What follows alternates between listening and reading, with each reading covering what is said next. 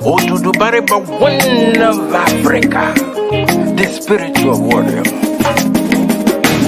Everybody just a sweet talk, but they don't like to conquer. They like to chop, and they don't want to walk. If you like making minimize, or you like to maximize, I like to analyze. If you like make you compromise, so monkey they walk up and put the chop. Life in no balance.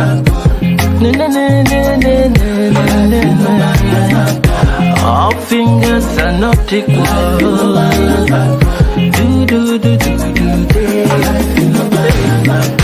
Life in no balance. Oh yeah, make we check and balance.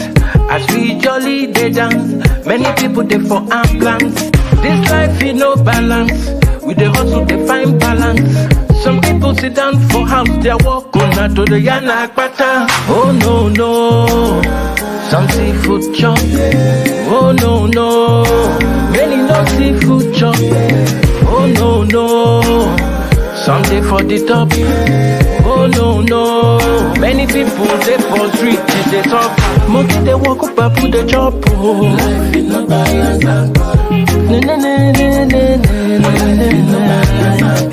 All fingers are not equal.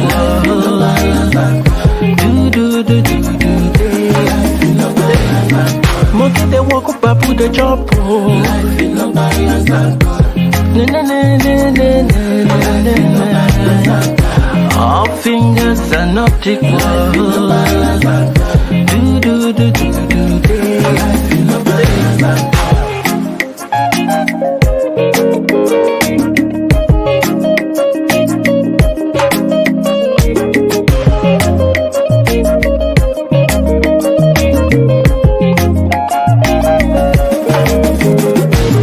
Oh no no, some seafood chop.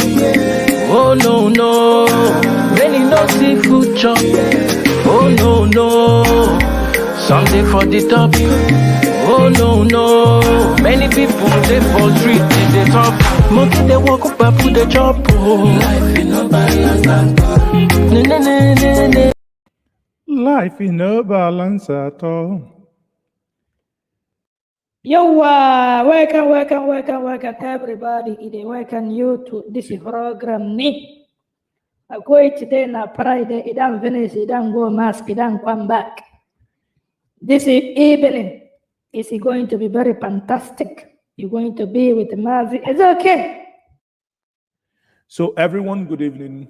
Maazi Ezeoke once more is back. We are going to have a wonderful conversation. You know the reason why I'm wearing this cap? Some people are wearing Asinzanozo. Some people are wearing mine. So I want to return favor. Make it a fitty this one. Because if you hit this one and acquire a day for spirit.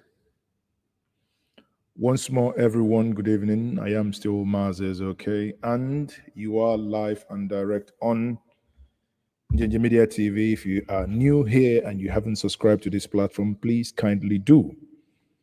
Click on the bell icon, click on the subscribe button.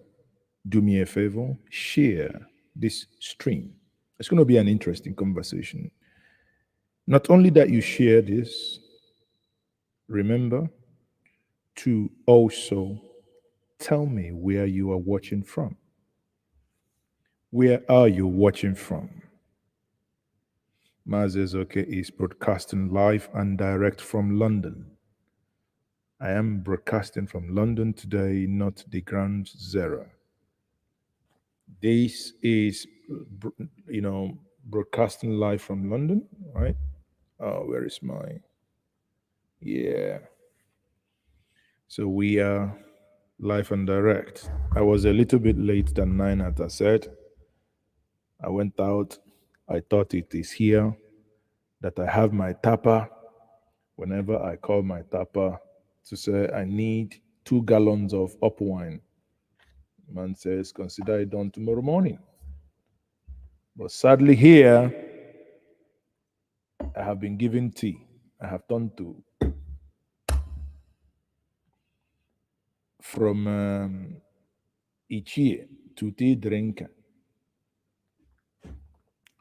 And whenever I drink this tea, what comes to mind is the visit of Dr. Nanda Azikiwe and Tafa Balewa.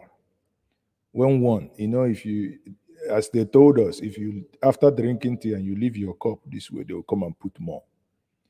After a while, this other man was drinking, drinking, drinking. And Zeke looked at him and he doesn't know what to say so that others don't catch the joke. Suddenly, Zeke said, "Abubakar Nguchi Buchiko." So it means, Abubakar Nguchi Buchiko. Abubakar, when you finish drinking, turn your cup upside down so that they will know an adult has said, no, no, no, no, no, I no longer want. So everyone, I hope, so let's do a roll call. Thank you, everyone. Wow, I have Chibike here watching from Kano. Chibike, how is Kano this evening? Lech what? Whoa, this will even himself now. Wow, Lech what, UK? That's Emmanuel Bajide. Emmanuel Bajide, you're welcome to Njenje Media TV. You're welcome to this platform. Dime Pna Wapa. Oh, there. My sister, I met you in London. How are you? I took a picture with you. Let me see. Let me bring your picture up so people will know who I just greeted now. I took a picture with you and area father. The danger, not the danger, not a danger, but many people these days, I was, where did I go? I can't even remember the name of the place, but help me if you remember. But can't remember the place. What's it called? So when we went there, it was nice. We had fun.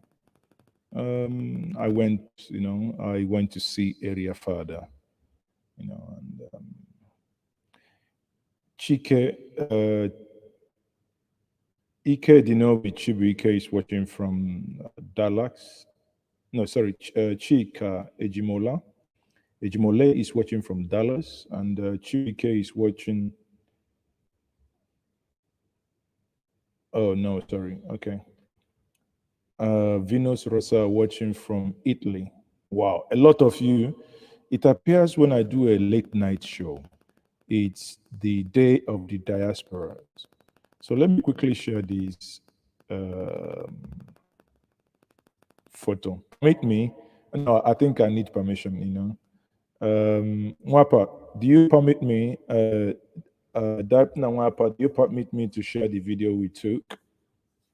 I wouldn't share until you say yes, please. I don't want to be sued, Maazi doesn't have money, so I don't want to be sued. I'll wait until he say go ahead. Watching from Gal. Where is? Oh, okay. She says yes. Okay. And here we go. Here is the picture. You see? So that's her. I think that's her there. What a lovely and a wonderful lady. She recognized me, obviously, and on the what's it called, on this side, on the where I stood, if you on her left is the man himself, the no other person than Maune Joka, the masquerade himself. It was a very memorable and a fun night. We had fun. When I say we had fun, we had fun. We had fun. Met a couple of people. I think I met, what's his name again? This musician, Igotala. I can't remember his real name, but I think he's the one that sang Igotala. I met the publisher of elumba.com. Many more others, obviously. As many of you may have seen also. I'm still in London for rent. Oh, just kidding. I'm having a swell time this evening, people. Okay, so it's good to have fun, you know, and at the same time, yeah, at the same time, you know. So that's it. Thank you very much, my sister. It's nice to see you come on this show, and here we are. Antonio Boyer is watching from England. So, people, we do not have enough people this evening. Share this stream, share the link, let others join you, share them, share this in your your WhatsApp groups, you know, to your friends and family. Go and tell your yard people, go and they are doing. Huh? So, look, people, if you want 2023, if you see Maazi like this for picture, I say it a contest president. If it vote me, yes or no. If it vote me, he never tell you which president you want contest.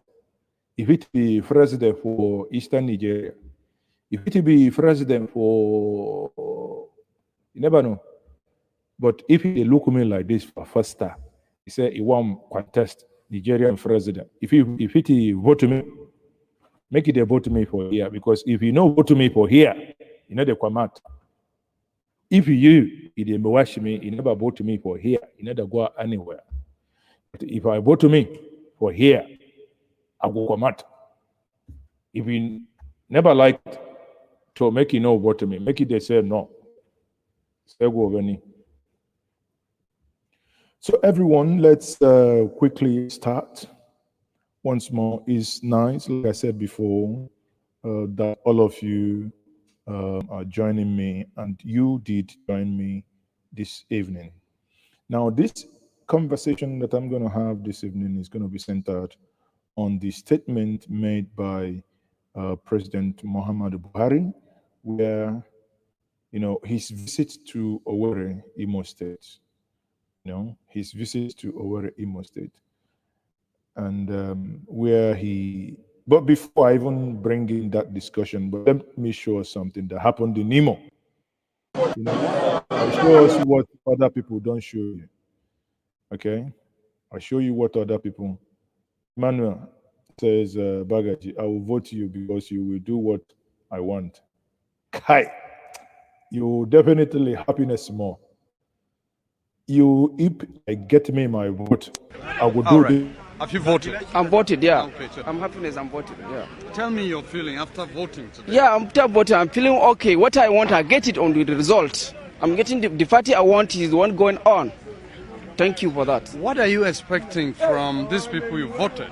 I'm voted, they can do what you want, and then when they want, what they want, inshallah, we'll happiness more. So he telling me, if he vote me,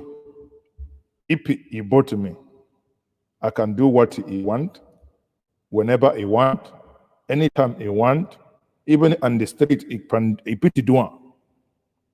He finish everything because you are go happiness more.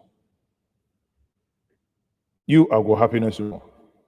So let me tell you something. For Imo State, the following happened. You know, President came. I hope said people should sit. I hope said people should sit at home. The streets were deserted. It appeared they went on scouting for people to pay, and they got people who took the money.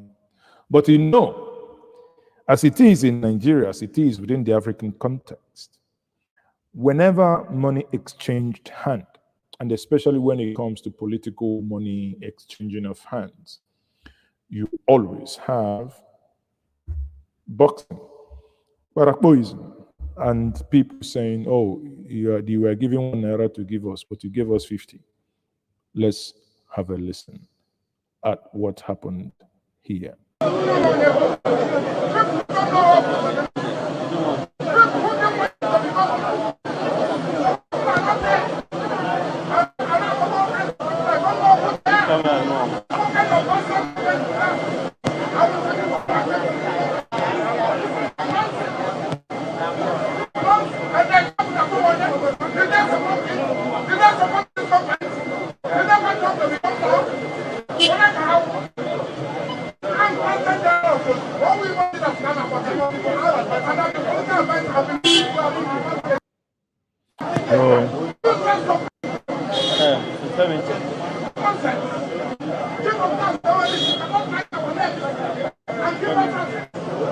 Anyway, make a no ball now.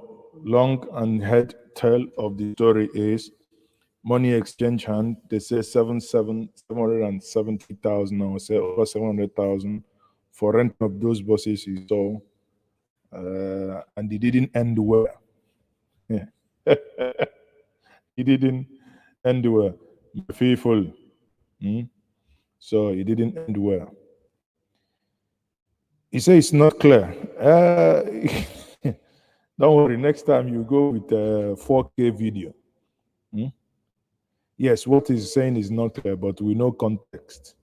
You know, it's their usual, what you have to know that it is their usual argument. Now let us come down to the main cocoa of the matter this evening. I would quickly let us do like first of all, before I get into what happened in Owerri yesterday proper, I would first of all look at the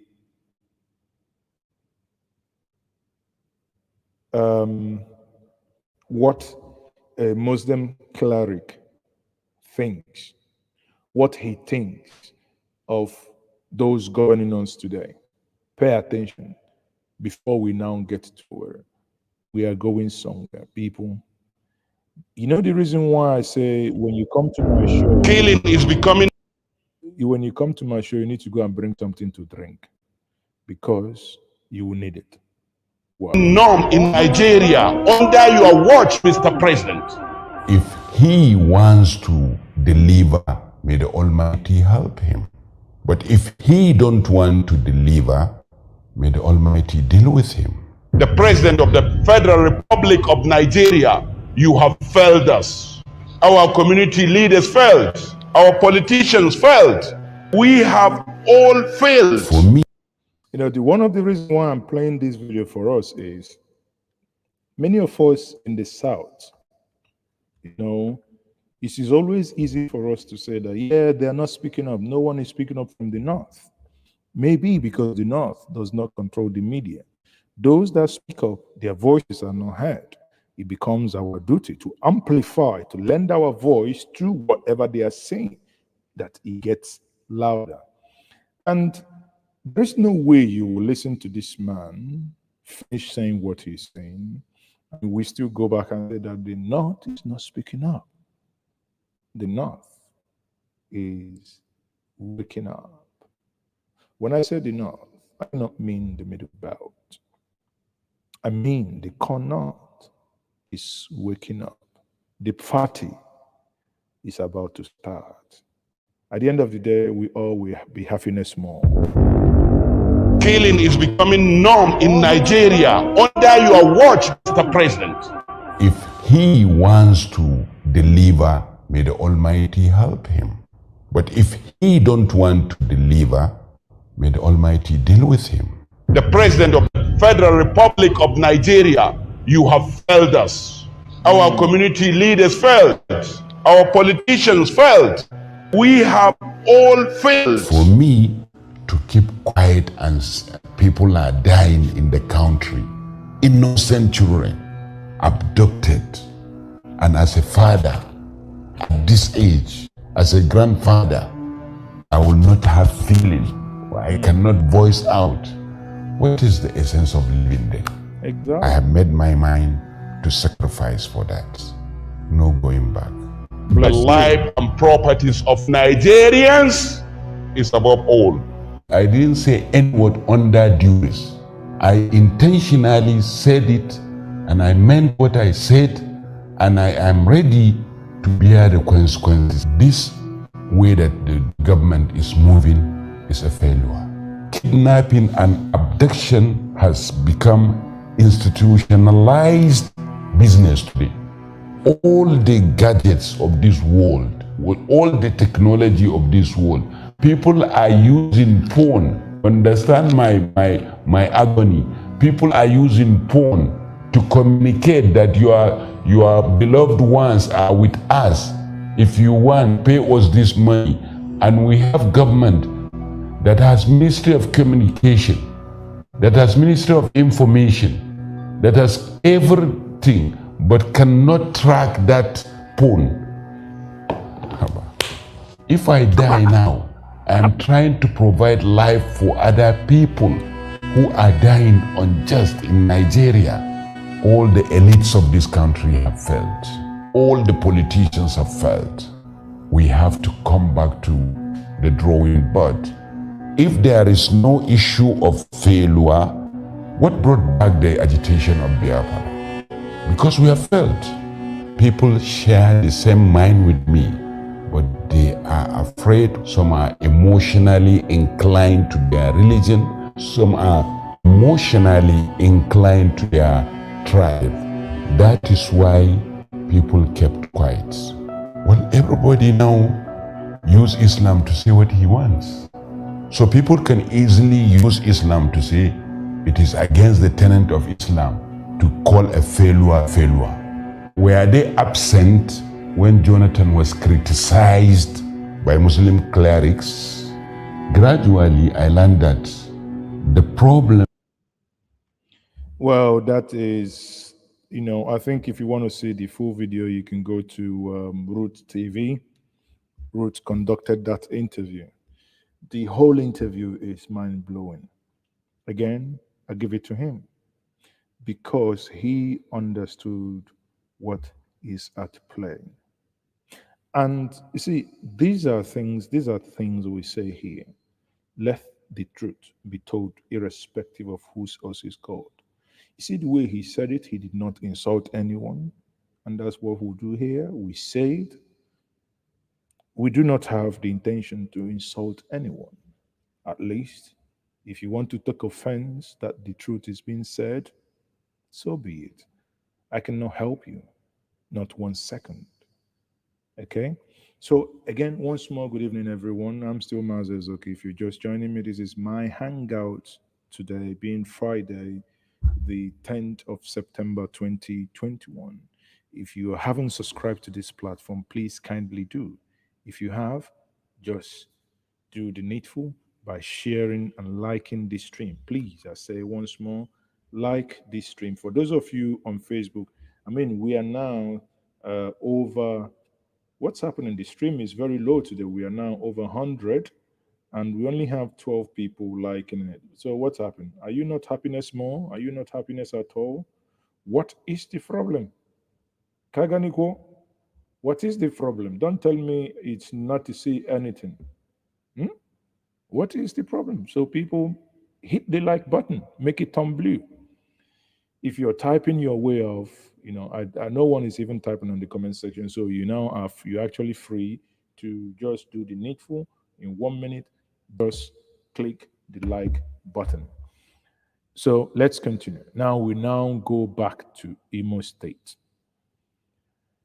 Buhari now comes to Imo, says that, I won't say it. I will not say what he said. Let us, first of all, look at this conversation first. So let us, hold on, look at it. Because this conversation is going to help us, do justice to what is about to, or rather, the discussion that we will just quickly have. Thursday to commission a few projects executed by the governor of the state. Wait. Before, don't be too fast. Before you talk about the project, commissioning of projects, some of the projects that I saw that were commissioned, man, some of them are not projects. I mean, I got to be honest with us. We cannot come to Imo and commission for the lack of words. I don't even know what to say. Honestly, I don't know what to say. But for argument's sake, I keep quiet. Let's go. Uzodinma garnered a lot of mixed reactions on social media. While many Nigerians commended the president's visit as it came at a time, some Southeasterners expressed anxiety over alleged marginalization of the region. Now, we expressed concern against, you see, these reporters, they say alleged marginalization. We say it's marginalization. So who is alleging? There is no allegement here. It is against marginalization. We will get into that. Elumba News is asking, what did Buhari commission in Owerri? So I think many of you who are in Owerri here will tell us what the man commissioned. What I saw he commissioned was gutter and culvert. If there is any other thing he commissioned, please do let us know. You see the question here on the screen. It says, what did Buhari commission? So I don't know what Buhari commissioned. So, but if you know what he commissioned, please do tell us. That warrants that, the whole brouhaha. But let's... Others have reacted to the president's comments, which attributed the nation's economic growth to the people of the Southeast. During his meeting with Southeast leaders, the president said the Igbos are in charge of Nigeria's economy and are enterprising. And as so he actually knows that they are enterprising. For one second, I thought that only thing he knows about them that they are at that in the circle. That's what I thought. But such contribute significantly to the country's economy. Well, let's take a social media reaction before we come back for a chat. This is from a user who wrote, "Who is the Minister of Finance, Trade and Commerce, Director of Budget, NPA Director? Do we have a seaport, functioning airport, or cargo railway line? No is the answer." Well, Tundu Abiola, this is the rhetoric from a lot of Igbos at this point because of the president's comment. But I really did think that the president's comment was so encouraging. When I read that statement, I was like, yes, we all know that the Igbos are so enterprising. And I think that it should have been embraced more so. I think the president meant well, Yes. but I agree with that tweet, OJ. Okay. I found it patronizing. I'm sorry, I just did. Just because it's factual Yes, does not it mean is. it's not patronizing. It's like saying, oh, the Igbos are so great with the business and, industry and pharmaceuticals, let's leave them there. Yeah. What about leadership? if they are great and everything, listen, you see, sometimes you see the insincerity in leaders. You know that they do business, you know that they do the other one, yet only the Lagos port is functional. Yes, Port Harcourt, there is there. Obviously, every one of us knows why he's not working. There was this conversation under Yaradua. Contract was even awarded with 24 months delivery time to dredge the second Niger, to dredge the river Niger, that ships or bigger cargoes can come through them. How many years now that's not been done? I mean, and people will come with ecological arguments and blah blah blah. The issue is, have you ever gone to Hong Kong? Have you ever gone to Hong Kong? It's just a tiny thing, and yet the commerce that goes on there is unimaginable. Rather than do these things where they ought to be done, we take them. I mean, just like the other time we read, oh, we are going to build naval base in Castina. How? What type of ship is going to go on that naval base? Are the ships going to be powered by sand or what, for Christ's sake, for crying out loud? The next thing somebody tells me, oh, Maazi, that is health speech or hate speech or whatever. Look at it. I so much love this cartoon. Moving the naval base to Kano, that's what it has become.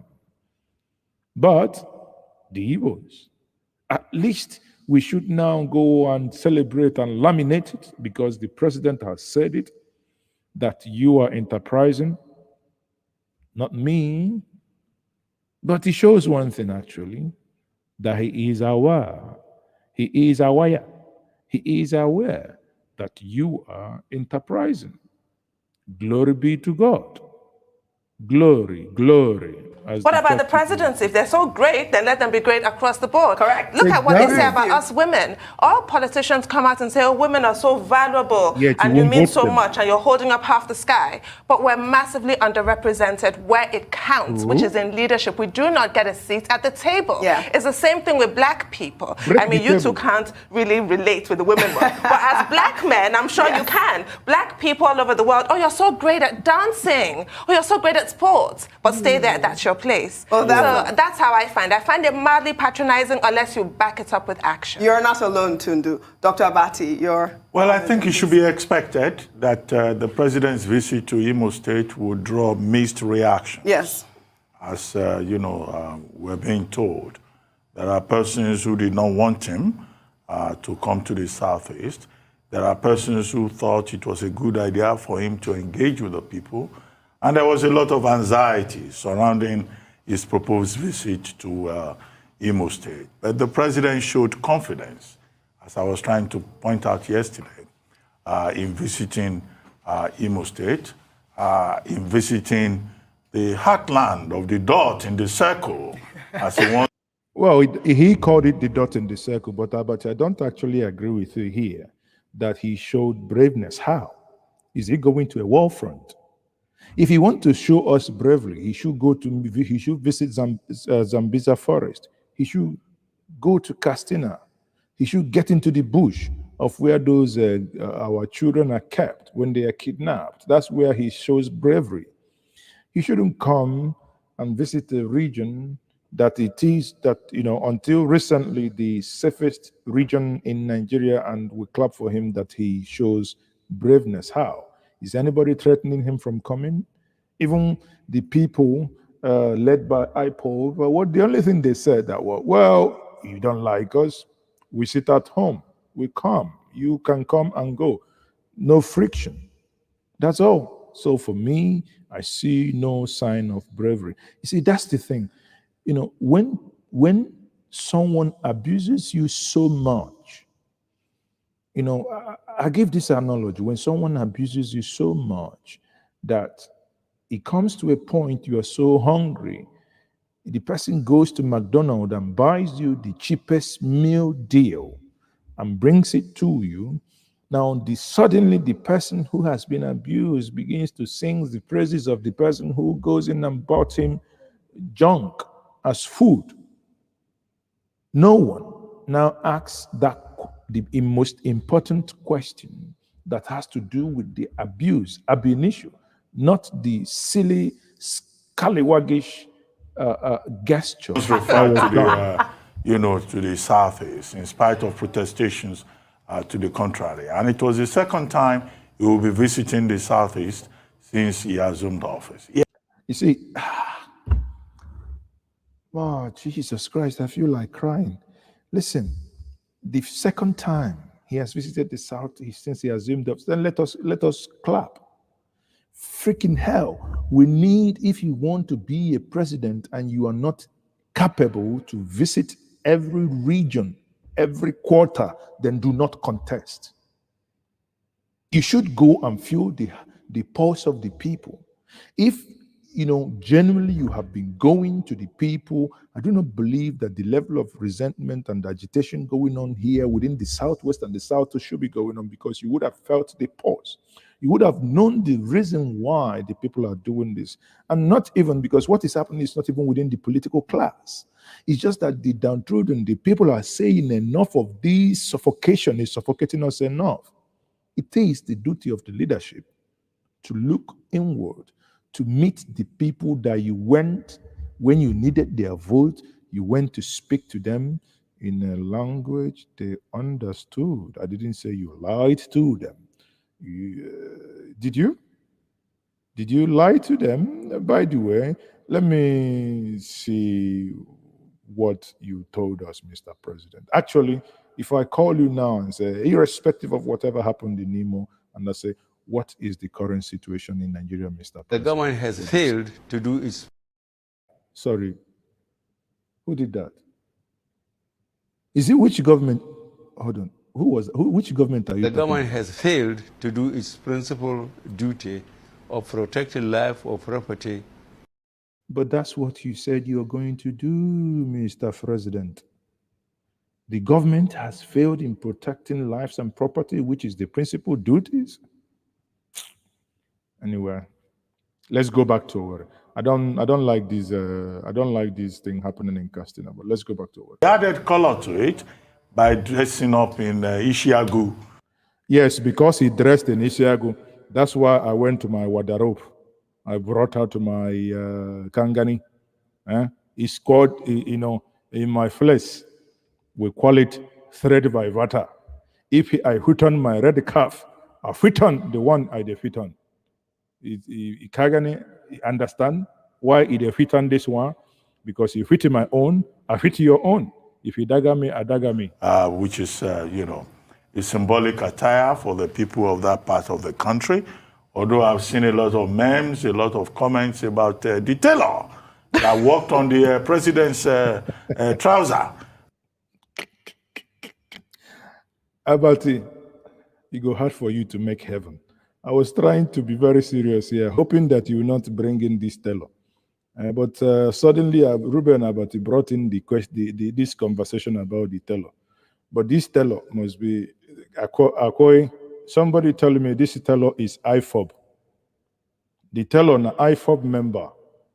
Because in IFOB, the only person he give you a job, he go ask me who he go wear the trouser. He telling me now Buhari. I say, which Buhari he they talk me? The real Buhari have been a Juberi. I tell me now waiting make a choice. But this small people, this is dot to the circle of people. You go show this is trouser. Look at me. Look at me, this is trouser. This is trouser, whether somebody either saw him, I mean, na carpenter, they do this one. I never understand me. And look at me, this trouser. I say, kai. Oshomole must be jealous because somebody has taken over.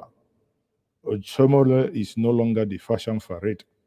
Somebody in the fashion of the president is taking over. Oshomole Why that trouser was struggling between the northern and southern parts of his ankle. But that's on the lighter side that people brought up.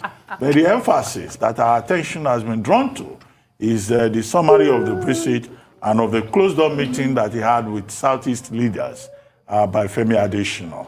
And what are some of the highlights? He says that, look, the Igbos are central to the unity of Nigeria, and nobody can argue with him on that score. The Igbos are the only people that are in all the 774 local governments in Nigeria. Absolutely, Dr. Abati. And it's on the basis of that the president was saying that they hold the purse strings of the Nigerian economy because they are everywhere. Anywhere, if you go to any village, there is no Igbo man there, leave the place. It means there is no prosperity in that place. So he's right on that score. Yes. And then he used the opportunity also to offer, to reassure, which was the first statement he made, the people of the Southeast. He says his administration will ensure that there is security, improved security, he said. I assure because you. it's when there is improved security that there will be prosperity. He said that his government will complete the second Niger bridge. I think that the people of the Southeast are waiting for that promise to be fulfilled during the tenure of President Buhari. And But Ruben, but you have to know that that as I'm speaking to you, I am losing weight. That means I am working very hard. If not for anything, I'm working very hard on the second Niger. Are we likely to see a different approach in the fight against insecurity, especially kidnapping, which is a big issue now, sir? No, I have just seen the IG. I think he is still losing weight. So I think he's working very hard. You see, he's working very hard. He's losing weight like me. So You see that cap of Mr. President? You know, when he wore his Isiago, he dropped it by the side because this is DSS. Take note. I just borrowed it from Mr. President so that I can fit it on. It will be a major legacy. He says he's also committed to the fight against corruption, where he says that consistently. So he used the opportunity to restate his commitment. And then he talked about free and fair elections in 2023. And he implored the leaders of the Southeast to make sure that the youth of the Southeast also do everything possible to ensure that the elections in 2023 are free and fair. You know, Ruben, you should have also reminded them that the youth, not only the youth of the Southeast, that the youth of the Northeast and Northwest and North whatever should also, or rather the elders of those regions should also make sure that children don't vote.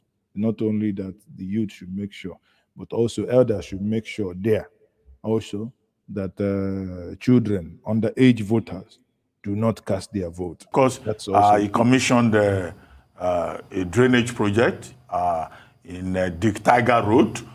He commissioned the new ESCO chamber in Government House. Yeah. He commissioned the Obinze, the Nenge Obinze Road, you know, and one other road project, which, of course, all of that serves the purpose of the governor, who was called Ogididaga by the president. And people have also been making a huge joke out of that. Anyway, that's by the way.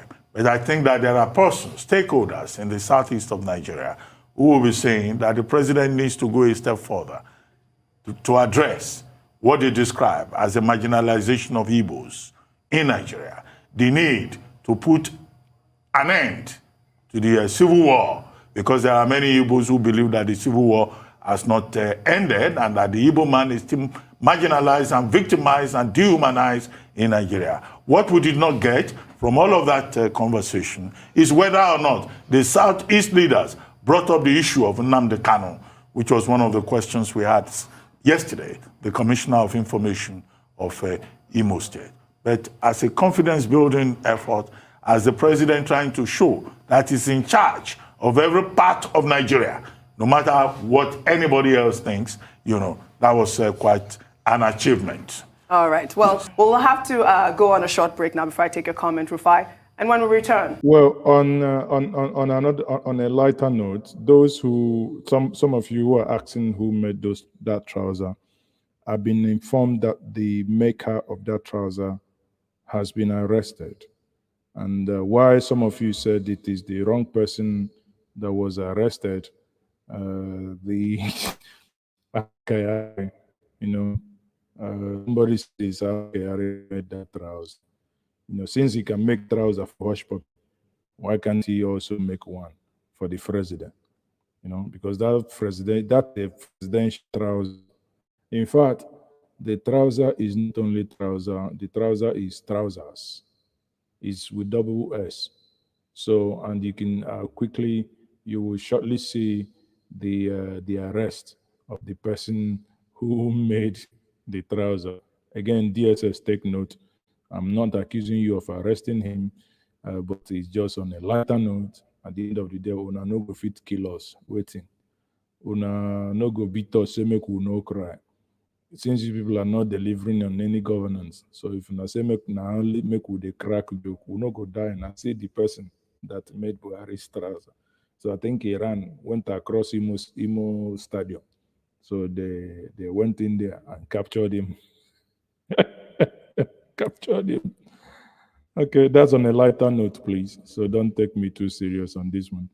So let's get back and, I want to hear Rufai actually. And please, we love them so much. Them Igbo presidents. This is my issue. That is what everyone is talking about. This is my issue. Start from because in 79 election, it was 10 years after the Civil War. The best way to placate them, then we said we couldn't give them presidency. So two Igbo candidates were vice presidential candidates. Philip Omiedi with Awowo and what's his name, finally became vice president under Shagari. Ekwem. So if we can placate them, over 40 years ago. Why can't we just give them a big prize now? Exactly. Let's not say anything. You see, that is it. Let's just, if President Buhari means all he says, he should back an Igbo candidate. All you need to do is task the Igbo to give you the best stock in the great Igbo nation. The best. This is not a Babariga story. This is not about bad roads. This is not about aeroplane driving. This is not about those that have stolen millions and supposed to be rotting in jail, but they are in the Senate. I'm not mentioning them, but I'm telling you, this is not about those who have been in the corridors of power and who have nothing to offer. We will come to, when we discuss about the VAT, we'll begin to understand that if at all you want to still make progress in this planet Earth, you must begin to think East. If you want to make anything at all, you must begin. But again, Rufai, I mean, I allow you conclude your thoughts. For presidency, that's my point. I love that point, Rufai. It was beautiful. Yeah. I love that point, Rufai. We'll take another story. We tried to discuss this yesterday. So now, again, this is the way they have analyzed this particular one. I think there is another part of it that is the conversation on the morning, morning newspaper review that actually happened also, this morning. Let me quickly see if I can pull up that video, and you'll see. We'll look at it also from a different angle. So let's have this conversation. Let's basically cut out the chitty-chatty flirting that was going on in paper of record. Now, the lead story, Buhari in Imo says it's unthinkable that any Igbo man would want to exit Nigeria. Wants to be remembered for stabilizing nation security, economy, reiterates commitment to completing Second Niger Bridge, other projects. You see, before I continue, O.C. Ekwem said that I've gone full Fulani today. I think that's one of those things we do in the Southeast. We do not, or rather in the South, we don't understand. This actually does not belong to the Fulanis. The Fulanis actually do like the Tobani stuff. They wrap it. That's how they do, or they do these flatty Africanish cowboyish cow. Not this. These belong to the Hausas, so that we get this correct. Okay, so this is not Fulani, but again, we kind of lump everything all together. Promises credible election in 2023. Ohaneze demands equity, justice, fairness for all citizens. Says Ndigbo are most federating people in Nigeria. Yes, President touched down yesterday and carried out that visit. Now, in his speech, struck some of the very nice notes. Of course, the Igbos are the most traveled in Nigeria, and they are everywhere, building businesses and property. And of course, it is unthinkable that the entire Igbo nation will want to leave Nigeria and cocoon themselves into the Southeast. You see, that is, when I read something like this, what it tells me personally here is that till now, the leadership, be it in the Southeast and be it at the presidential level, still does not get it. Still does not get it. You still just, I feel like you still do not know whether misinformed, whether informed, however you want to think about, you still do not comprehend while the Southeasterners, while the Yoruba people who voted you in first, second, with the vice president that they still control, will suddenly wake up and say, we no do again. It's heartbreaking because it means the leadership still has not got it. It's fundamental. If you do not know genuinely, ask the people. The people will tell you why they are doing what they are doing. Then you can address it.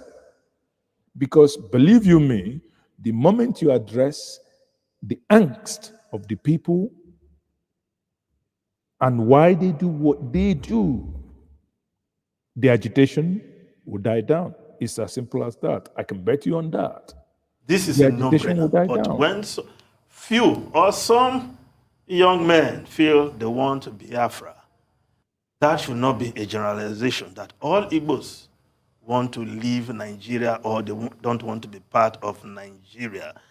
Now, as for the other part of the president's speech, wants to be remembered for stabilizing nation's security and economy. Yes, when the president was campaigning in 2014, security was at the top of his manifesto, and many Nigerians gladly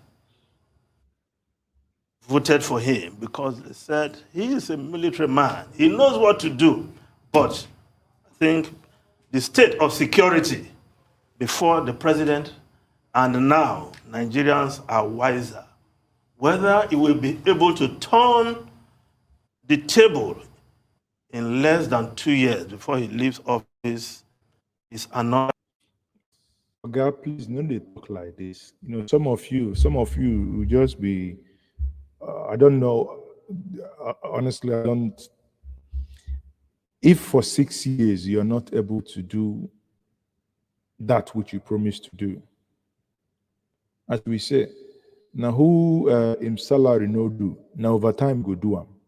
If you're not able to build your mansion with your salaries, now only when you do 5 hours overtime, you had 8 years, you've done 6.5 years.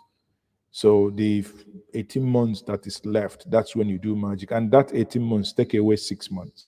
So basically have less than 2 years. Quote me, August next year, this government is finished. It's finito. Not a single project, not a single thing will happen from next year. The government is finished. And here you are talking about, can he deliver? Can he deliver? But you're part of the problem because you can't even matter altogether. But the story that can be summarized is that Nigeria is more insecure today than when the president took over. Only last week, the young Showore was shot dead on his way from Okada, University Town, to Benin City, equivalent distance of Ikeja to Shagamu. Nigeria is that unsafe now. Not to talk of what is happening in the northeast and the case of rampaging bandits, terrorists in the northwest. Now let's look at other stories. Well, other newspapers are also reporting the story from Owerri. Daily Independent newspaper, empty Owerri streets take the shine of Buhari visit. Resident obey IPOP seat at home in Aba Umuahia, Enugu. Want to be remembered for stabilizing Nigeria. President says Igbo are in charge of Nigeria's economy. Now,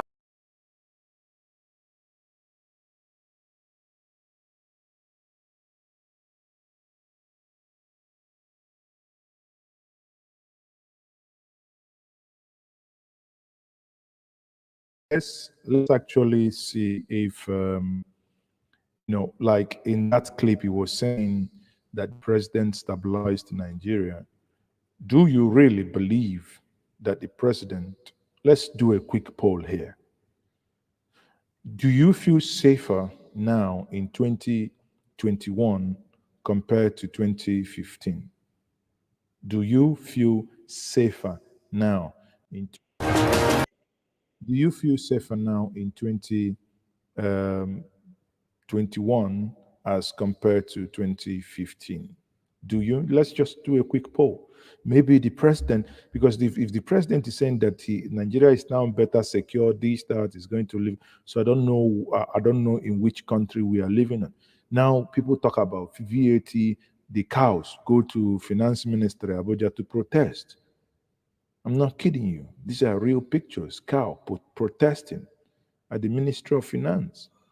So, sometimes I just hear some of these things. I'm like, other stories. Well, other newspapers are also reporting the story from Owerri. Daily Independent newspaper, empty Owerri streets take the shine off Buhari visit. Resident obey IPOB seat at home in Aba Umaya, Enugu. I want to be remembered for stabilizing Nigeria. President says Igbo are in charge of Nigeria's economy. Now, let's just move over to another newspaper, the Vanguard newspaper. Tax war worsens as 36 states sue federal government over stamp duty. Well, I won't call it a war. The states, 36 states, irrespective of their political party affiliation, are challenging the right of the federal government to collect stamp duty. For once, the states are coming together in their enlightened self-interest to do the needful, taking their claim to what they think belong to the states. We'll see how this pan out again from the court. Now, the Business Day newspaper, how NMPC manicured his books to extract 200. So now, people, you hear that. My key takeaway here that we would ask everyone to contribute is, do you, in Buhari's words in Imo State, do you feel safer today? Do you feel safer today in Nigeria? That is what President Muhammadu Buhari said in Imo State, that he's done more in security. I would want to see hear your comment. I think I have someone like Emilia Nwabuana here who says that he improved security. There are one or two other people here who also would disagree with you, but that's the essence of this conversation. You know what we're going to do?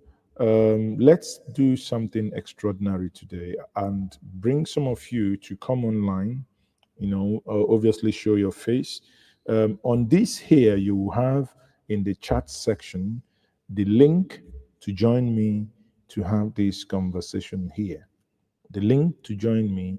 So, but just hold on for a couple of minutes. I will do the VAT.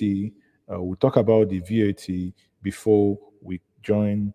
We'll have that conversation. If you agree with President Muhammadu Buhari or that you disagree with President Muhammadu Buhari, that the nation is safer today than it was then, or that he is going to leave it in a safer place than he met it. Do you think he is going to leave it in a safer place than he met it? Now, but before I do that, let me quickly look at Robert and see. Let's listen to his argument on VAT. the issue. Wike took it a step further by releasing a ruling. The FIRS has remained defiant and has directed taxpayers in Rivers State to continue to comply with the VAT Act, pending the determination of its appeal by a superior court. Yesterday also, both Governor Nyesom Wike of Rivers State and the FIRS doubled down on their respective positions on the administration of VAT. Wike took it a step further by releasing a letter written by the FIRS to the National Assembly last July, asking the legislature to amend the 1999 Constitution by moving VAT administration from the concurrent legislative list to the exclusive legislative list. The FIRS letter more or less reinforced the judgment of the Federal High Court and position of the Rivers State government that it is not the responsibility of the FIRS to administer VAT generated by the 36 states and the FCT. Now joining us to discuss all the issues at stake with respect to VAT administration in the country is Liborius Oshoma, a lawyer and regular guest on this show. Welcome to the show, Liborius. Good morning. Yeah, good morning too. Thanks for having me. Liborius, the FIRS is resisting the ruling of the court in Port Harcourt, Federal High Court, August 9, and also another ruling by Justice Stephen Palm, with regard to the rights of states to collect and manage VAT. We'd like you to comment on that.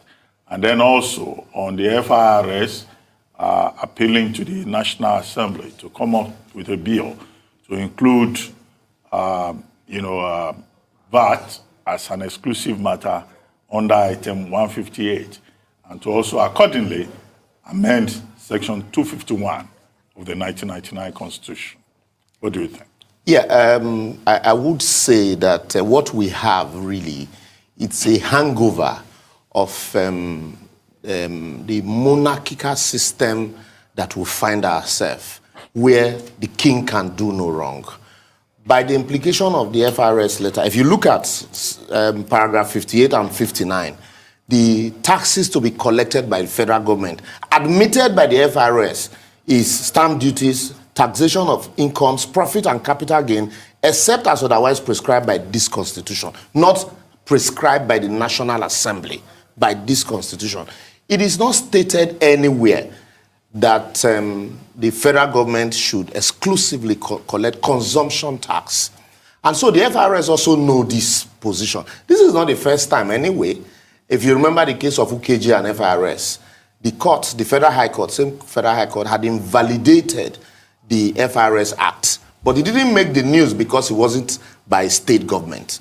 And then also, sometimes in 2019, the Registered Trustee of Hotel Owners and Managers Association in Lagos State, while contesting the double taxation introduced by the hotel occupancy consumption laws of Lagos State, the courts, the same Federal High Court, invalidated section 1, 2, 4, and 12 of the VAT Act on the ground that it contradicts and conflicts with some provisions of section 4 of the 1999 Constitution. So there's been authorities on that. So what you have is this, the king can do no wrong mentality of, okay, yes, since the federal government is a behemoth, it can do anything.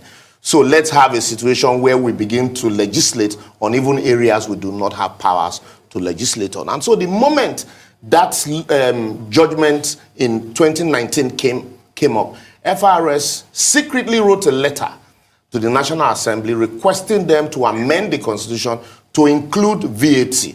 But unfortunately, that issue had not been dealt with by the National Assembly before this Attorney General of Rivers State and the FRS. What I think the states should do is let all the Attorney General join in that suit. It ought to ordinarily should have started from the Supreme Court, being a constitutional matter and interpretation. All the Attorney Generals of the states should have joined in the suit and then challenge that act vis-a-vis the provisions of Section 4 of the Constitution. It's an abnormality.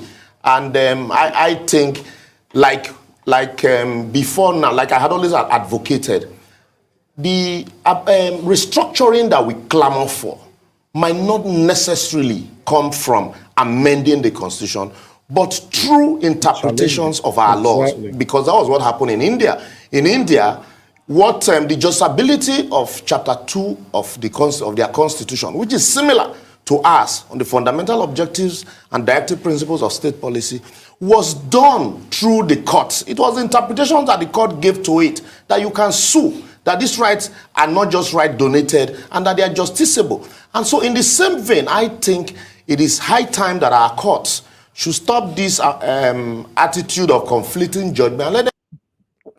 Sorry, Lobros there. Even beyond that, what I expect states to do, beyond VAT, but you see, this VAT is a double-edged sword. I would explain later. One thing that the states should actually do more is to begin to take legal action against the federal government. The right of water, where Lagos State grabbed it under, I think under when Professor Yemi Osibanjo was Attorney General of Lagos State. They were able to create their LCDA or whatever in Lagos State that Obasanjo himself felt that he could do nothing. Then he seized the monies accruable to Lagos State local government, local government areas, when Lagos created the Lagos state local councils or whatever it's called. So we begin to, and I was telling somebody yesterday, what stops if we are so angry and the things, both to referendum or whatever you're asking for, is not forthcoming. What stops us organizing to the point that you push? Why can't the Southeast and the South-South build interconnectivity railways? You say this now, somebody watching me will tell me, oh, it is not possible because it's in the exclusive list. Have we challenged it in court? Have we? Rail, as I speak to you, is being moved into the concurrent list. Those that have been waiting because, the reason why we cannot do light rail in Anambra or in Rivers is because it is in the exclusive list. If really you want to do it, if really we are talking about Second Niger Bridge, as if it's a bridge that leads to heaven, what stopped us from going to court? Delta and Anambra will build their own bridge, take the toll, generate their own revenue, do the roads. Delta, you do your own section. Anambra, you do your own section. Do we have men bereft of ideas? Who says that it's only one or two bridges that must cross the Niger Bridge? What happens if you make your own choice? I want to cross from Delta to Anambra, and I want to use the Delta Anambra Bridge, not the federal government bridge. If federal government is charging 200 to cross theirs, I will charge 150. What happens to people thinking outside the box?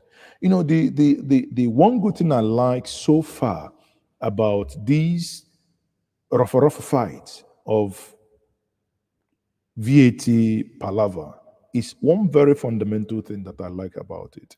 It is bringing that same conversation. When many of us talked about restructuring, and adults will come and tell us they don't understand what restructuring means. You need to define it for us, as if I need to define for you how you put your food in your mouth. But suddenly, people are now saying, okay, if you don't understand restructuring, okay, don't worry. This part of VAT is part of restructuring. And somebody says, oh, no, please, if you take this thing away from us, hunger will kill my people here. So it's making sense now. Your happiness more, right? But when the same person was saying other things, listen, when it comes to other things, you basically do not want to play ball. But this one, you want us to play ball. Not saying that the southern state wouldn't suffer as well. Far from it. I will share, before I allow the guest here to speak further, I will share this with us, because this probably, for those of us who are discerning enough, who understand what I want to achieve with this. Now, this is, can I make it bigger? This is the IGR collection, that is internally generated revenue by states. Let me see if it can be bigger.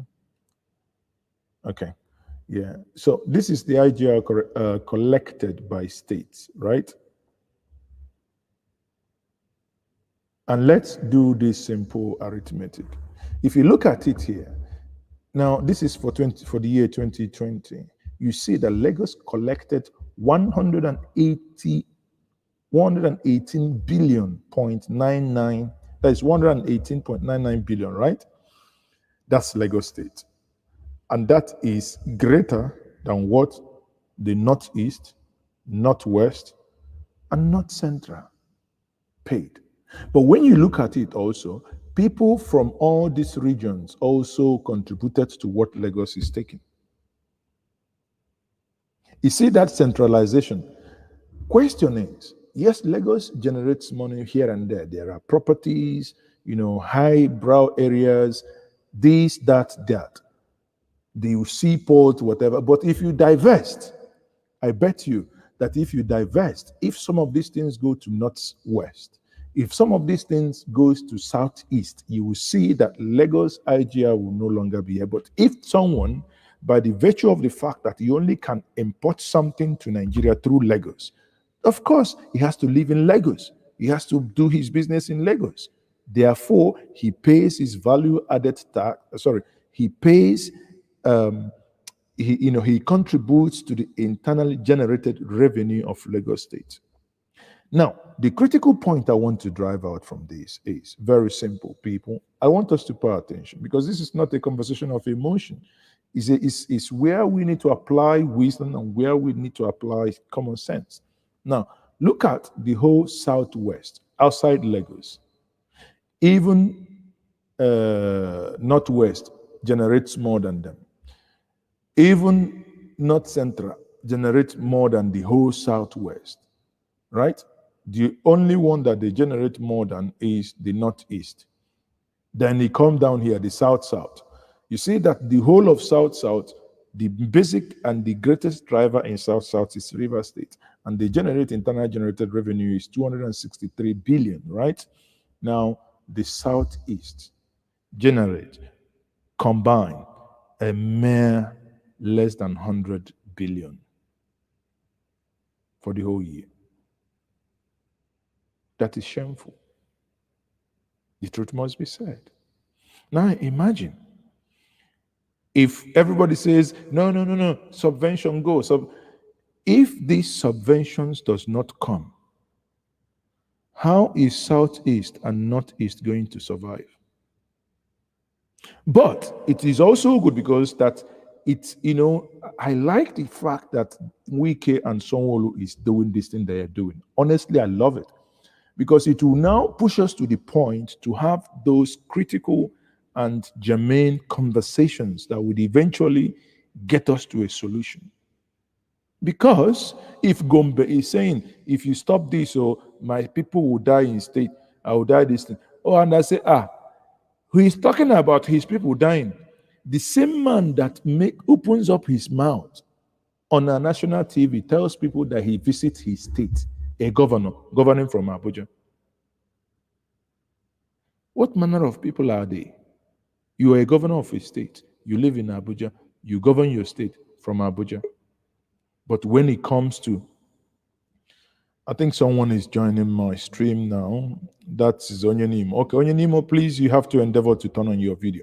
Now, but when it comes to collecting money, what we are doing, in the words of Professor Ike Ekwolem, Dr. Prof, whatever you want to do, the former Senate President, a Deputy Senate President, he says that what we operate in Nigeria is the feeding bottle federal system of government, where men, adults, with agbada, with the red cap, with the shokoto cap, with the whatever cap, at the end of every month, they will go to Abuja with Bowel, like Bambiala, and want to collect federal allocation.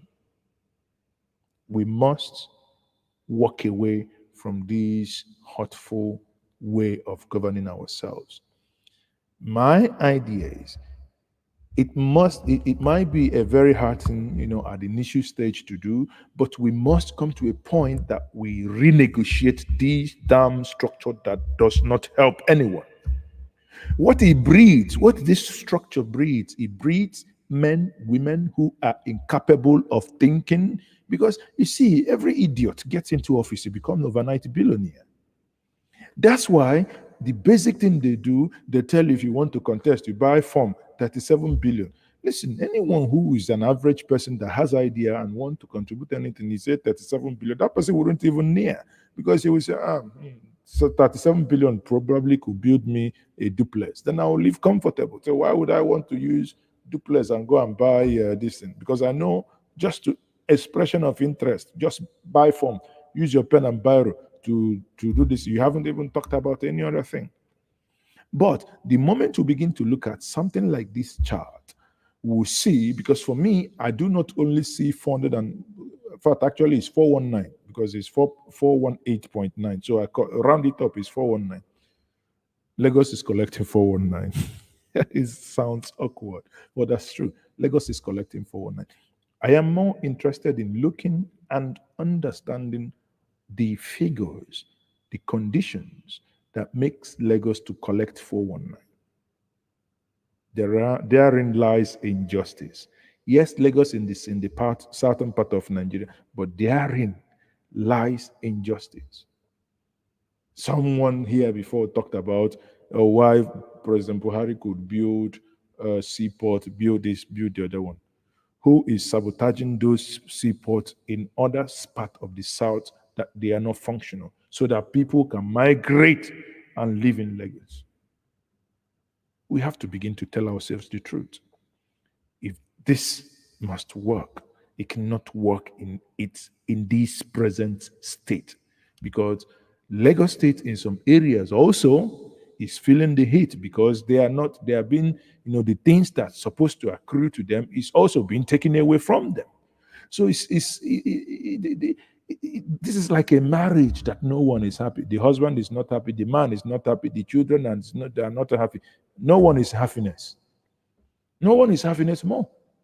Everyone is basically saying, this is not working, this is not working.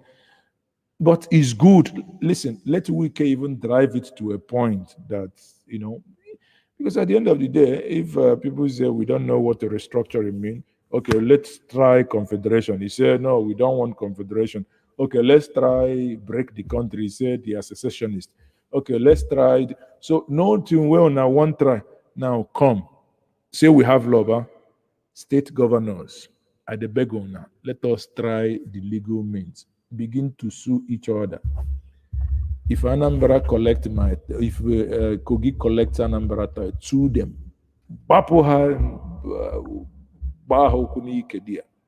Sue. Lagos, sue Lagos. All of them are joint sue federal government. So the federal government to go run one day, leave and say, I don't do again. Because we must move from a point of grabbing, taking without thinking, to the point where we must have men, women that should engage their brains, and where they say, okay, this is what we think this state can generate, this is the projection, how we can increase it, and this, based on this state, you can generate this from your state. You get creative. Part of the reasons why our roads are not good is because we have cucumbers. We cannot think. We cannot borrow money to do road, put toll gate there and generate the money back. No, we don't want. Everything is free. You see, and this is because our roads are free. That's why you go to Enugu Port Harcourt today, it takes you about 2 days. If you go to Onitsha, if you're going from Onitsha now to Enugu, it takes you about 2 days before you get into Enugu. If your car, if woe betide you, you have a saloon, you might not get there in 2 days. But if we begin to say this road must be done, and before you drive on it, you pay, our senses go open.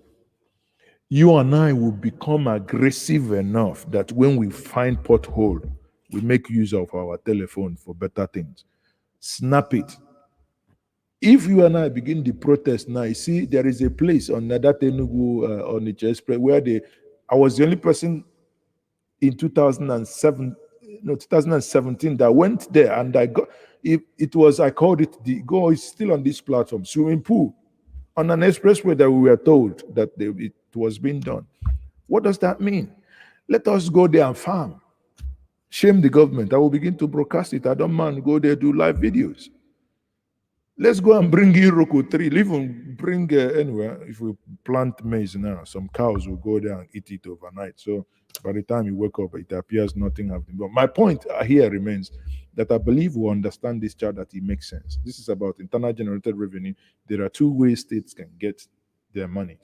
It's either by these monthly allocations, which they can now supplement from what they've gotten from the federal government with this. Now, any state that cannot sustain itself by the virtue of the revenue it generates, if you're hoping on subvention and aids, imagine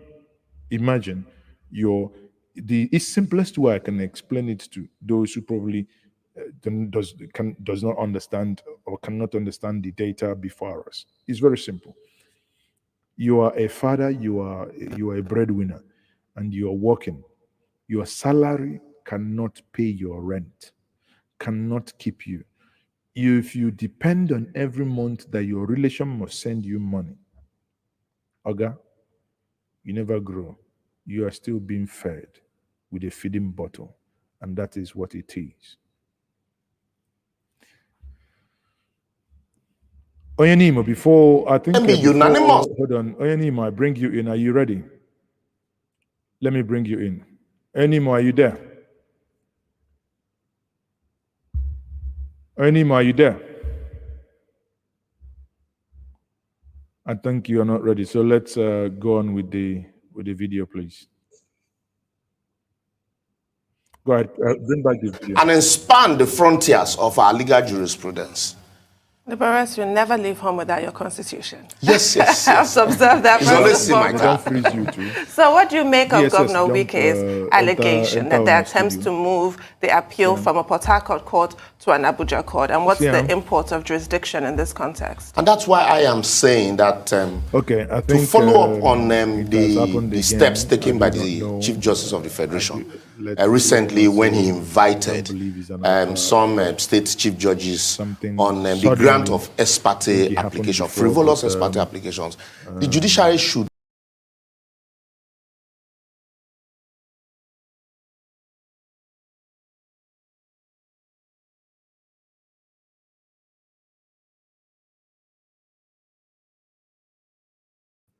Sorry, okay, stay tuned. So, Onyenimo, are you there? Are you there? I say, Onyenimo, are you there? Sorry, okay, stay tuned. So, Onyenimo, are you there? Can you hear me? Are you there? Can you hear me? Yes, I can hear you. Go ahead. I say, Onyenimo, are you there? Can you hear me? Can you hear me? So, Onyenimo, are you there? Can you hear me? Are you there? Can you hear me?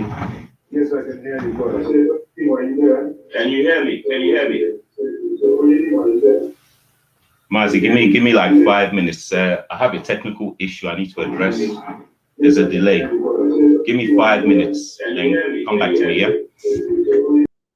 So obviously there is a technical issue, technical issues there. He would, he would be coming back. Now, like I said before, when we listen to these arguments and to finally also drive my point here, I would also bring this chart here because obviously it's I like dealing with stuffs here, explaining some of these things with graphs and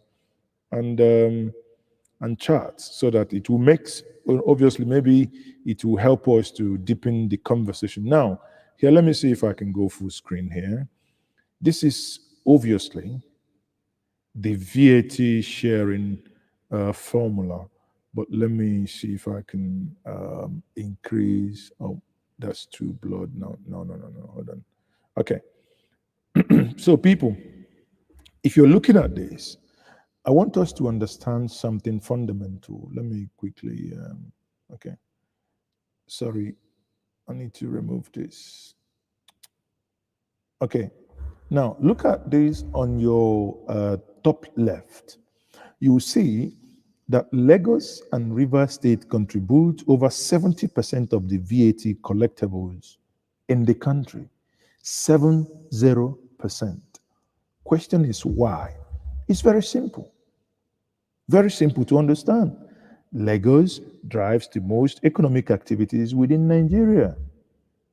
Everybody from north, south, east, west in Lagos, because as a former federal capital of Nigeria that has access to water, Lagos is over-concentrated. It's telling on the infrastructure of Lagos. Lagos is overpopulated. Now, there are areas, especially in other southern states. For example, you see someone who graduates from a university, after 2-3 years, he tells you he's an agent in Lagos.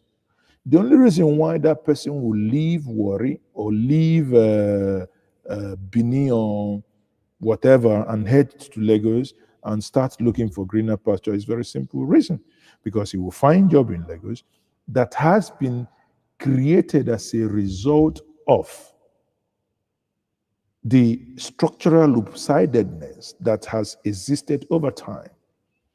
River State, why? It is because of the where the oil come from. And River State within the Niger Delta is the Lagos of the South-South. So that's where the convergence of people, where you have many people, the concentration of people, that's why they generate 70% of this fund. Now, the sharing formula of this money. So when Lagos and Rivers collect 70%, see, when they finish this, federal government will take 15%. Fair enough. Fair enough. The states will take 50%, and local government will take 35%. So if we put it together, out of this money, Lagos State and River State will partake in the remaining 85% after federal government has taken 15%. Now, there are various schools of thought that say, well, resource control, VAT, should be kind of brought into question when such conversation is had. Why don't we collect this VAT, keep the VAT, maybe out of our generosity, contribute 10% of our VAT to the center. Therefrom, whatever we contributed, excluding us now, you can maybe share this however you wish. How about that? There's another school of thought that say, well, if you go through the route, you might end up having state governors doing what they do today, commingling whatever is accruable to the local government. So you see that our problem is so complex that our problem is actually us. Sometimes, yes, we do criticize the 1999 Constitution. We do criticize even the Constitution, the structure and everything. But sometimes I think, can the structure actually work the same structure we have now? If the British were to come back and operate the same structure without changing a damn thing, will this same structure ever work for the British? Would they ever get anywhere with the same structure? And I think the answer is so obvious. I believe they will. Then the issue isn't the issue with us. Let's think about it. Now, if you look at the bottom line, if you look at some of these things at the bottom there, you would clearly see, you would clearly see that here at the bottom, you have one, hold on, let me quickly take this off. So here, you see that a state like Bayelsa. Now, the legend, for you to know what this is, the legend here in the black and the blue, concentrate and look at the Bayelsa, the first one left. So if you see Bayelsa, it means that the federal government allocation to Bayelsa is this tall. You see that? The federal government allocation to Bayelsa is how much? 152 billion. Their own internal generated revenue, 12 billion, less than 10%.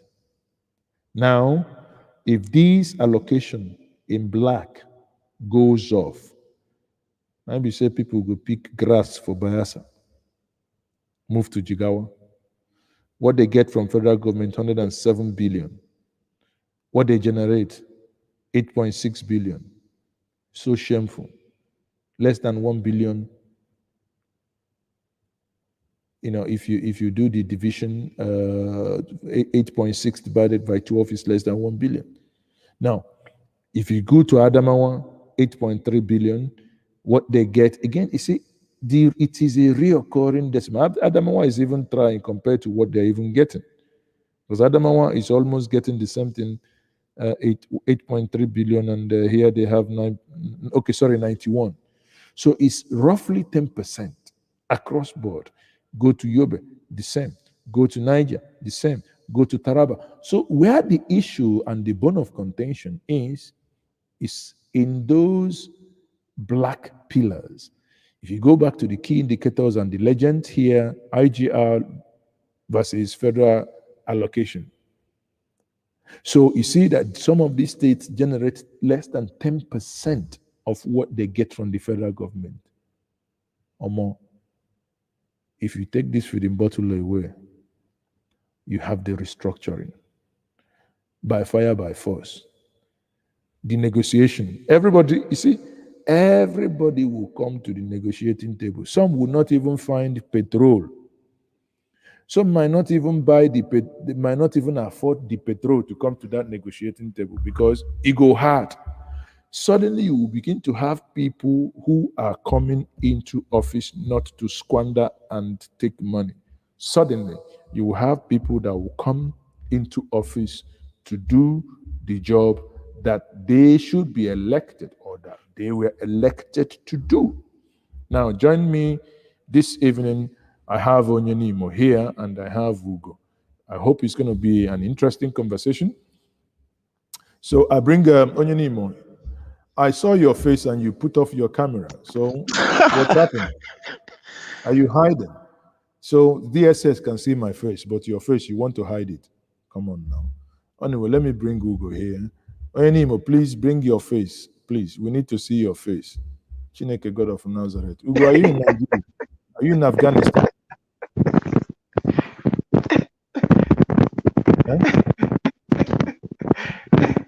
My friend, so I just turned off the light. Maybe I just start by the balcony. Now, wow. They don't take light here. You don't no light. This one will be NEPA things. Oh, okay. So you are from the UAE. Okay. So go ahead. What's your contribution, Ugo? I just like the fact that this conversation is going on the VAT issue. For the people, just like you have rightly said, for the people that do not understand what we've been talking about, restructuring, I think this will be an eye-opener for them to see. Okay, on that matter, then on the visit of the president and his utterance about the Igbos not being one of the firepowers in the economy of Nigeria. I think that is ironic to say because we haven't really seen that drive. We haven't really seen that push. We haven't really seen us in that position. So to me, it's crazy that it's coming from him because we already know this. I just left Benin some few days ago because I had to come back to the UAE because I was on vacation to see my family and I couldn't fly from Lagos. As you know, there is a ban on suspension from direct flights from Nigeria. So I had to go make a route from Benin. And so why was there a ban? Why was there a ban from UAE? Well, I think they have these issues going on, and as you know, many Nigerians are actually misbehaving here. You know, they bring their cultism and all of this here. There was this killing of Nigerians. Una carry on a problem. Go UAE now. Everybody will be blaming the government. Yeah, I'm legit, so I would always speak for myself. I'm here for a reason, and I don't see me doing all of this rubbish. I'm a family man with 3 kids, so I know why I'm here. But the truth remains that so many people are messing up here, and the mess is rubbing off people that are here genuinely to do their job. That haven't been said, so I had to make a route from Benin. And when I got to Benin, I discovered that the Igbos are not just making us proud in Nigeria.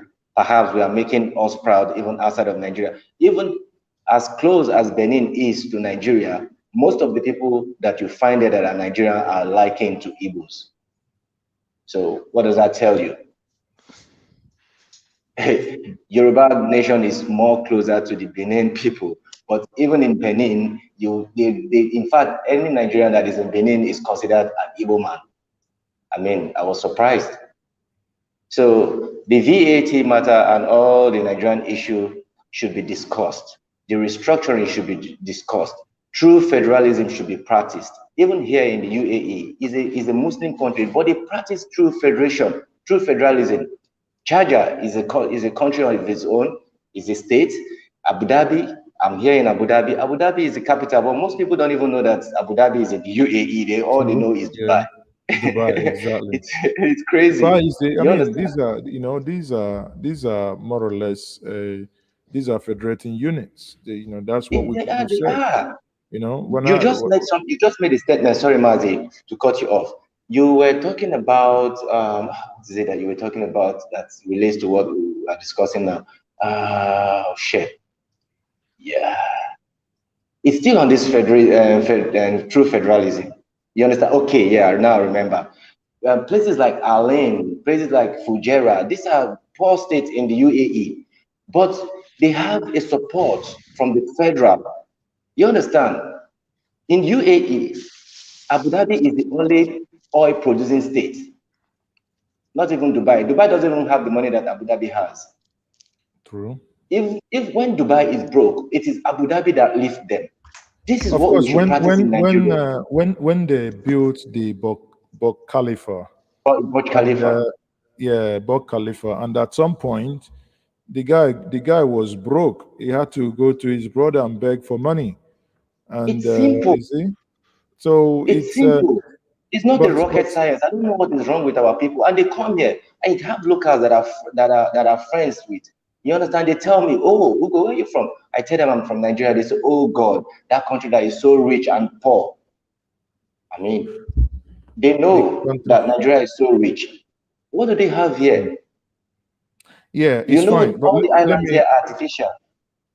hold on. Let me bring in Onyanim. Onyanim, are you there? I think so. Are you still hiding from Buhari?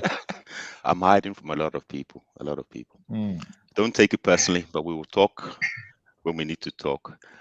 I Mm. sent a message. One of the issues, or one of the things that crossed my mind was in regards to the judgment made by the judge. Now, if it's upheld, potentially the southern states have been overpaying VAT for a long time. So the next issue will be in regards to a rebate or a refund of the overpayments. How that will be calculated and how it will be possible based on the judgment of the courts. That will be adding salt to injury because No, it it's will not now salt mean- to injury, it's law.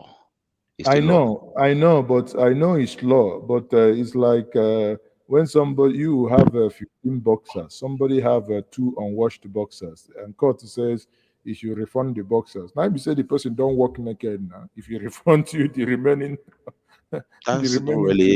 That's not really my problem. The matter of fact is justice. Sure. Understand the cases. You see Lagos Rivers, they've jumped on it. I think Benue, they have made utterances towards what we are doing. But if you just look at it from a common sense point of view, it's valid. And indeed, we use this word slavery. We have been used as slaves for a long time. These funds, as per the judgment, I'm not a lawyer, but based on what the judgment stated in terms of certain things not corresponding with the Constitution. Yeah. Are you aware that a court today gave stay of execution? I'm very aware, but that's just like a holding tactic. The bottom line is if it's not overturned and the judgment is upheld, there becomes an issue in regards to overpayments of this VAT. Well, it is this type of fight that I enjoy because this is a pure legal parapoism. Now, let them, you have a people, especially, I like where Lagos is involved in this case, because you have people that when it comes to donating sands, they will be able to. So me, I would say, in fact, I'm happiness more because the bottom line will be we will see sands versus aeroplane drivers. I've just washed my jump up trouser now. I hope to wear it to dance when the case finishes, because it's going to happen. But again, somehow Nigeria has a way of disappointing you. Okay. At the time, you might have high hopes that things might actually that this might beginning to be the turning point. You might suddenly say that your hopes are just basically dashed. Fine. We can all read what's in black and white. We're not stupid. We've read the judgment. It makes sense. One final point. It would appear that stamp duty has now been brought into the equation. Again, how many other taxes have been illegally deducted from people, predominantly within the South, that have been distributed to people, predominantly within the North, that needs addressing? This is a massive can of worms that have just been opened. Yeah. I'm done. Because at the end of the day, listen, the way I look at this thing, very simple.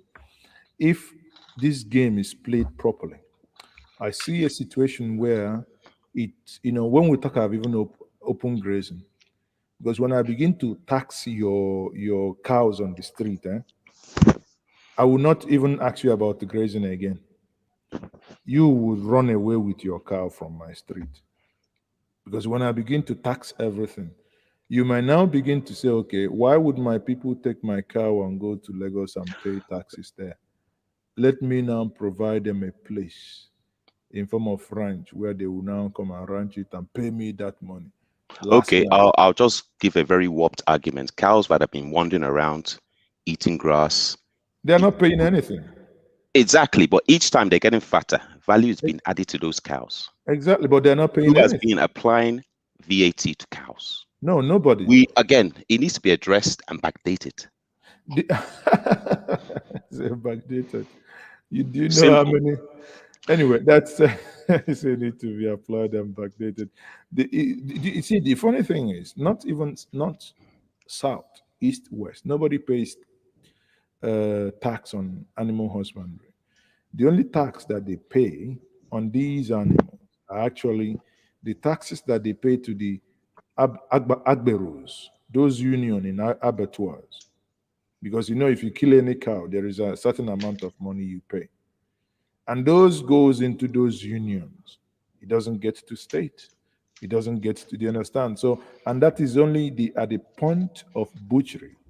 That's when you are forced to by those agberos. Because I know when I go to cow market, you buy cow. You've paid for your cow, but you still pay for the land that the cow stepped on. Egoani. When you pay for that, you pay for loaders. You pay, somehow they would eventually, extract all the extractable from you. But I see your point. You're more into get this done and dusted, and let us go back to time immemorial and extract every pound of flesh. No. Again, I'll disagree. Again, I'll just throw up one final scenario. NURTW. Again, those monies they deduct. How is it being shared amongst the nation? It's a tax. There's taxes everywhere. We pay. We don't ask questions as to how those monies are being used. So again, NURTW, how are those monies being shared amongst the nation? No, those ones are, and that is NATO now, National Union of Road Transport Workers. It's a tax. It's a deduction. It's a tax. Those are the greatest Agber on planet Earth. Then I think the issue now is maybe tax laws need to be suspended, or taxes need to be suspended until further notice. Do you know, that's actually, you brought a point. People in Benin here would know this story much better than myself. That is actually part of the reason Obaseki was saying, the loophole in collecting those taxes in Benin that, led to the conflict he had with Kabaka and Co. So you see, there are people, you see them living in mansions. MC Omo waiting in Lagos. I mean, what does he do? It's walking around, apparently a billionaire, but he does nothing but to be big time Agbero. And But these are things that states can actually electronically implement, collect the taxes with no from the road. electricity. Okay. Well, we can. You see, when there is will, when there is the will, you have those parks. 20 solar panel on the roofs won't kill anybody. When there is the will, I'm telling you, these things are not skyrocket science. Hmm? Obviously, I mean, I take your point. Ugo, what's your take on this? I think there should be a system that works. There is no system working over there in Nigeria. There should be a system that works, that we can track all these things, and allocation should be well distributed. I think that's my conclusion. Hmm. Yeah, gentlemen, obviously, before I let you go, Oyenimo, when you look at the entire thing happening so far and just opposing it with the chart that I showed, do you honestly think that it will, let's for 1 second forget ethnicity play here and bring back humanity? Do you think it pay and it will play us as humans to ignore those facts that some states, if this approach is driven with full force, would probably, you will see a whole citizens relocate to certain part of Nigeria, which might actually cause more trouble. Do you think that the implementation should be staggered, or that the moment the judgment is delivered, everybody goes full force? What's your take? In terms of you've used the word ethnicity. In terms of ethnicity, me myself, I see Nigerians. We're all one. We're all Africans. We're all blacks. So there's not an ethnicity issue here. There may well be an issue with regards to tribal differences. The bottom line is what happens in the south, Lagos, Rivers, the southeast states, Enugu. They're involved in commerce. The things they do are involved in making money, irrespective of the population size. In the north, they claim to have a larger population size. Unfortunately, as we see it down in the south, that population is made up of youngsters who are unproductive, unemployed, and a burden on the nation. That's the bottom line. They don't contribute anything. We have to contribute to sustain them. Period. Is it no? Is it factually correct? It is factually correct. It's factually correct. If you go and look at the statistics in terms of age of population, you have birth rates. Even if we just look at birth rates, it's a well-known fact that in the north, women produce a higher number of children than what we do down south. It's a fact. Those children tend not to be in school, or when you compare it with the south, percentage of children in school. It's even worse now in terms of all this banditry, IDP camps. These children don't contribute. They beg. We see them on the streets. We know what they do. Worst case scenario is a poor person in the south will still go out there, will be working with their parents, even if it's going to the farm. They'll be doing something productive. They won't be on the streets with a plate, begging for money or begging for food. It's just the way it is. It may sound tragic, maybe but hold on. On your screen now, you have. Let's ignore Lagos. Yep. Lagos is, like as I said in my submission, Lagos is an exception. Okay. Let's ignore Lagos. So if we ignore Lagos, let's take the mid column is north, and the right is the south. Yep. And look at how much the Southeast generates. So 96. Just to be whatever you are looking at and what I'm staring at, you're confident in these figures, yeah? I mean, what do you mean? Is the data being are you questioning? Who's I can't see who's produced the data, but I'm just asking you, are you confident in the data first? Yes. Okay, fine. So your point is that the Southeast, South combined, when you compare it with what? The northern states? Okay. Now, you see, there is this, or because this is from StatSense. You go to Twitter and obviously that's so this is from the StatSense. Now, what I'm saying here is, if I look at the overall picture of obviously taking population into account, the Southeast is a center of commerce, yet the Southeast generates 61.7 billion. What it means is, if this vehicle is driven without deeper thinking, even the Southeast is in a very grave, dangerous plan. Again, I like stats, but without looking at the data behind this, I can't really get into it. But what I would say is, I'm suspecting that the South, and the Southwest, in terms of this revenue, they're including oil proceeds, which are not including within the Southeast. Well, the Southeast, no, of course it does. If this is IGR, right? This is internally generated, so it's okay. Apologies. So this is IGR. It doesn't. There'll still be VAT applied to those activities, though. Well, based on your activity, so it's the same thing we are saying, because let's say now you become quasi independent. You're not going to do magic that because nothing on your VAT, nothing is being taken away from. Sorry, on your IGR, nothing is being taken away from you. It is you and you.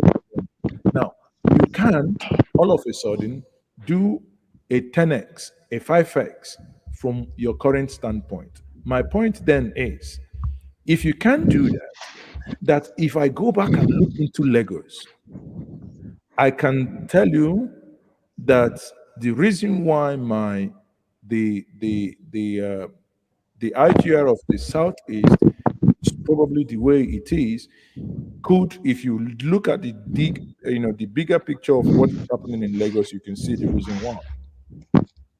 Lagos is a commercial hub. There's certain I don't know how to call it, institutions that have been placed within the northern regions, for example, the CBN.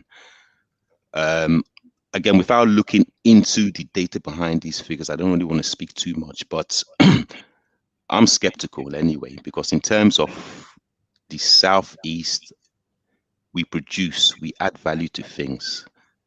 It's just what we do, in terms of, we may not have a massive manufacturing hub, but you know what it is, how it is in the Southeast. We produce things. We produce cars, we produce all sorts of things. Yes, we produce all these things, but does it now tell a story that the Southeast, yes, they produce this, they have this, but they are not the tax-paying people? Could we conclude with that? Because honestly, before I came online, I'm still struggling to put more plausible reason why the IGR is, because that puts into perspective the comment once made by the governor of Ebonyi State, that if the monthly allocation stops, that the state is going. That's another conversation altogether, because I say, well, if you cannot generate enough to deal with your state, then you bagger off. That's me.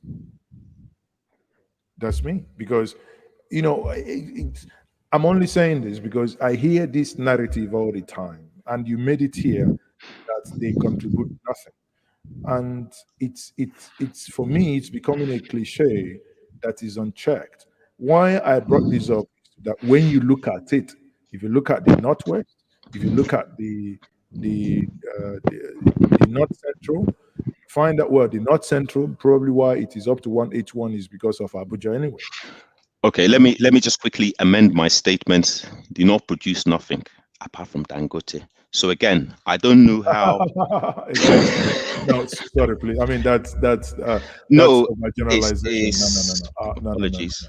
Well, That's it. Listen, he's I swamped the think. market in so many areas. So Do you know? No. Do you know that Dangote probably pays more tax in Lagos, contributing to the red you see, as opposed to whatever he will pay doing the north, probably because has it ever been published? the market. Dangote does not pay tax. Dangote receives tax. He doesn't pay tax. Subventions. No.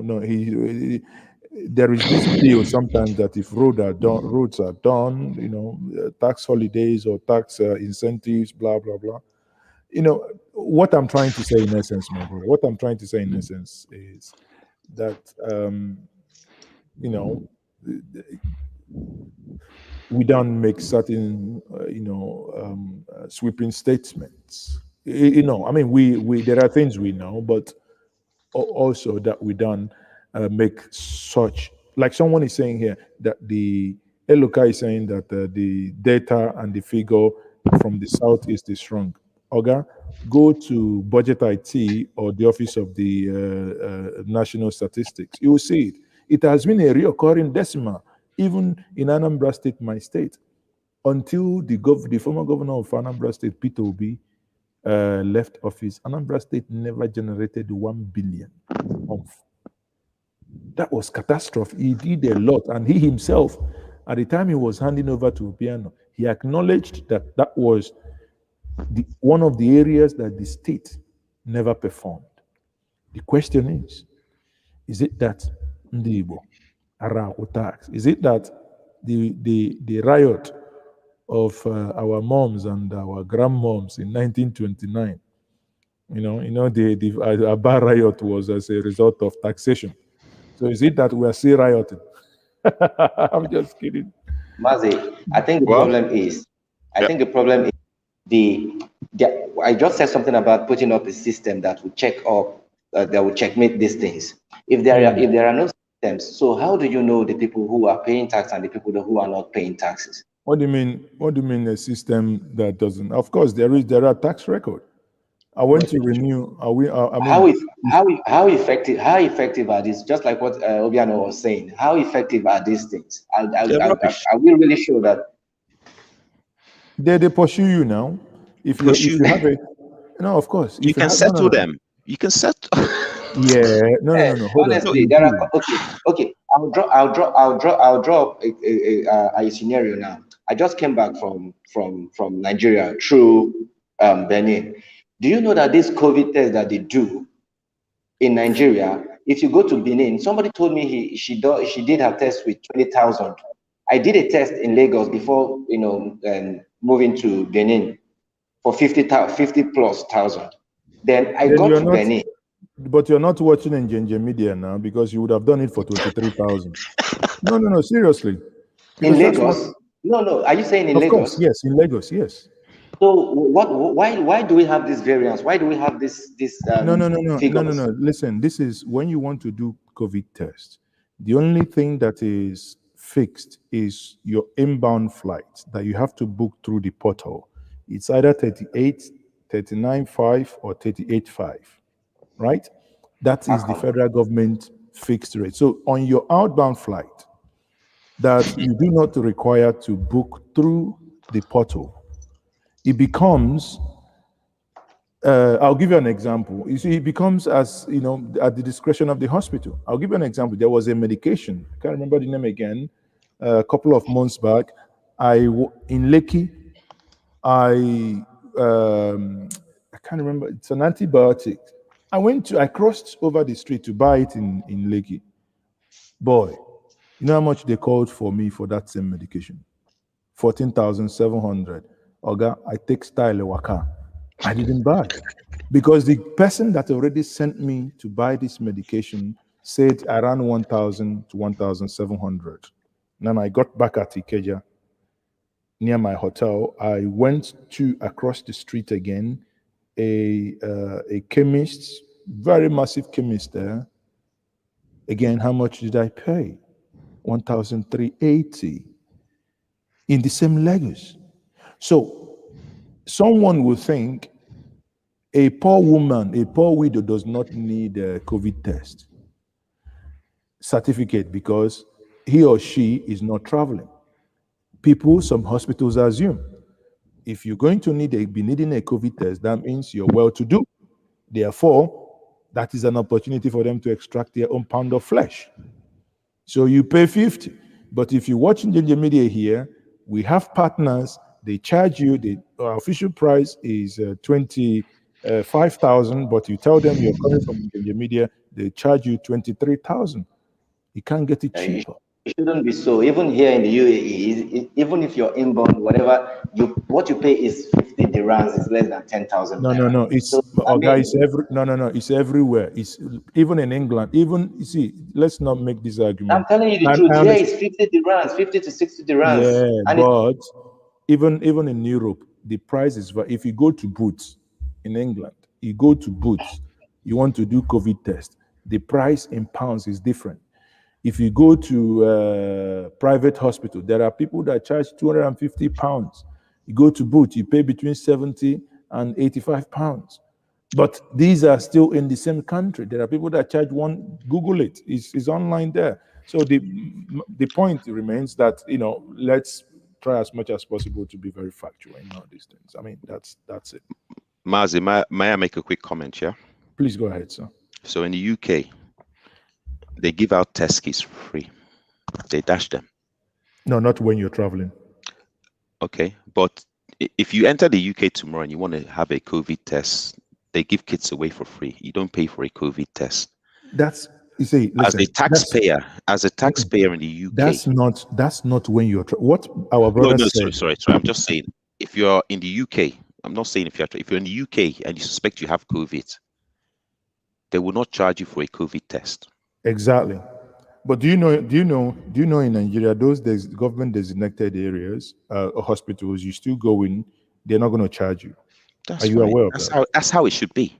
Exactly. That's how it should be. No, because the issue is that there is no need to misinform the public. One mistake we make is I understand that the system does not work.